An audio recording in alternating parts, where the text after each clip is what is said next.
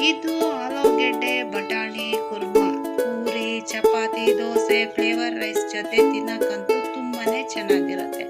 oil ಜೀರಿಗೆ ಈರುಳ್ಳಿ ಹಾಕಿ ಚೆನ್ನಾಗಿ ಫ್ರೈ ಮಾಡಿ